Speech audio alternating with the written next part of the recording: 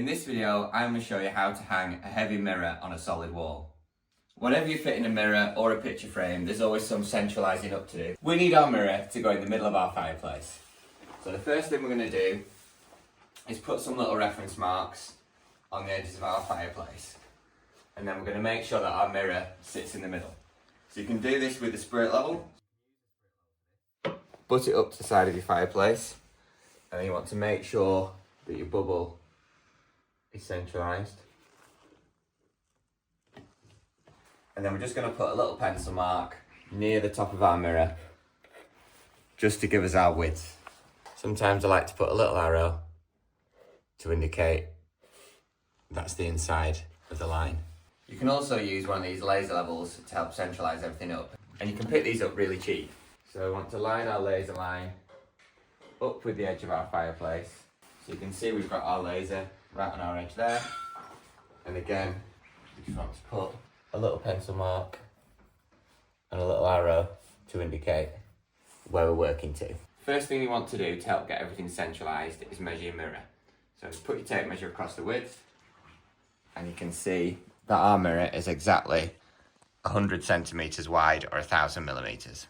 Then you'll need to measure the width of your fire surround. So our total width here is 1270. So we need to deduct 100 centimetres from this measurement and then divide that by 2. And then we'll know how far in the edges of our mirror come to. So we're just going to do some quick maths here. We've got the width of our mirror at 1000. We've got the width of our fire surround at 1270. So we're going to take 1000 from 1270, which gives us 270. And that's the difference between the widths of our fire surround and our mirror. And then if we divide our 270 by 2, we get 135. So if we look back up at our previous marks, we need to mark 135 millimetres in, and that will centre our mirror up perfectly on our fire surround. So I'll put a mark there at 135, in at 135.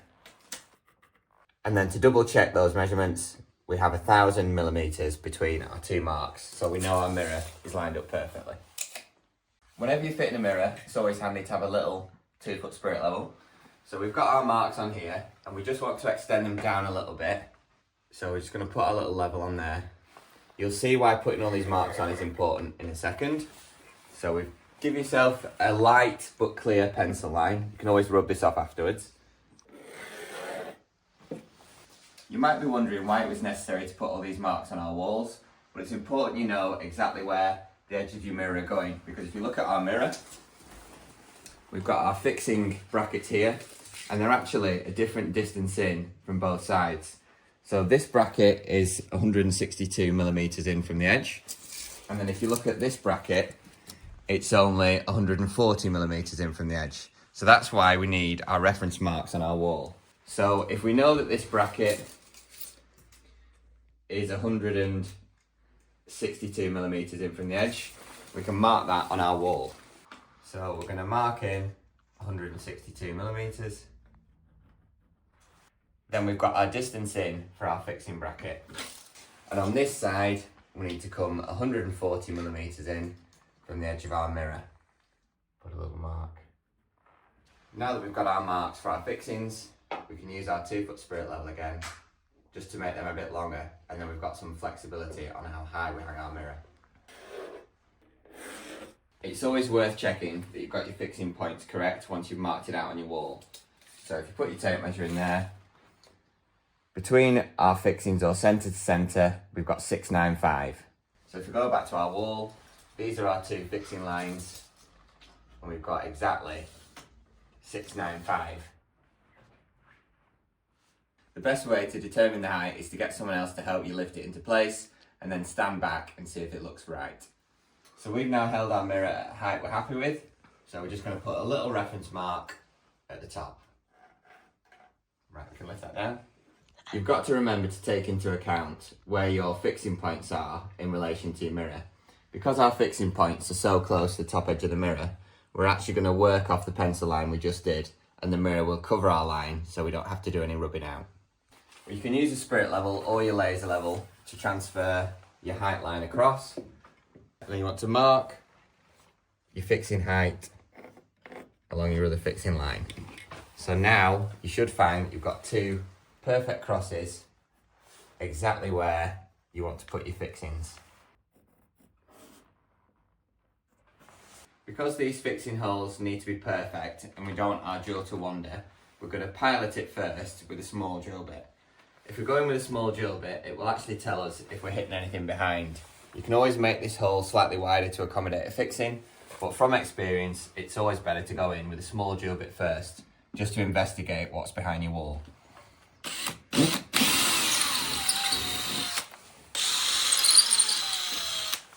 We noticed that when we drilled this hole out, we didn't really find much of a fixing in our wall. Sometimes it's important to know what wall you're fixing into. So this is actually an external wall. So we'd expect this to be dry lined with dot and dab plasterboards onto the blockwork behind. So before we went and drilled out our second hole, we decided to drive a screw straight into our wall to see if there was any fixing there whatsoever. So when we drive our screw in, you can see that our screw is just spinning in the hole, and that's not actually got an adequate fixing. So we take our fixing out. We have actually got these concrete specific fixings that are a little bit wider in diameter. So because our screws didn't bite, even without piloting a hole, we're going to go in with these specialist concrete fixing screws, but they actually have a slightly different Torx head on. So we're just going to try and drive this in and see if it bites into our wall behind. If this screw doesn't bite, we're actually going to then add a brown plug. Whenever you're fixing things to walls, you can never quite know what to expect. So you need a bit of knowledge, a bit of guesswork, and a bit of trial and error. So we're going to try driving this in, and hopefully you'll see it bite.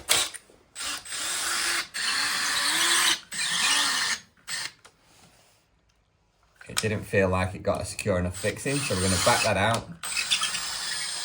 We're just going to pilot this hole out again, and we're remembering to keep our drill bit as small as possible to start off with. So we've got a 5.5mm drill bit in here, and we're just going to go in again so our brown plug will fit neatly.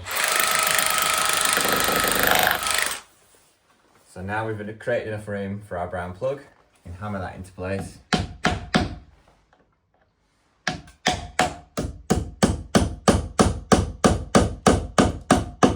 Just want to leave your fixing slightly proud. And then now hopefully we'll feel this tighten up into our plug. You can tell there that that fixing felt a lot more secure. You don't want to put your fixing right in, you want to leave a little gap away from the wall. Once you've got your two fixings securely into place, you can rub out your reference marks. We know that our screws need to go into these slots, and then our mirror will drop down into this narrow part of our groove. So you might need to get someone else to help you with this bit, but we're going to lift the mirror onto our fixings in our solid wall. Just being able to see is the difficulty. Right, I might be on. Just have a look, yeah, sometimes I have to jiggle it a little bit. That feels a bit more like it's in.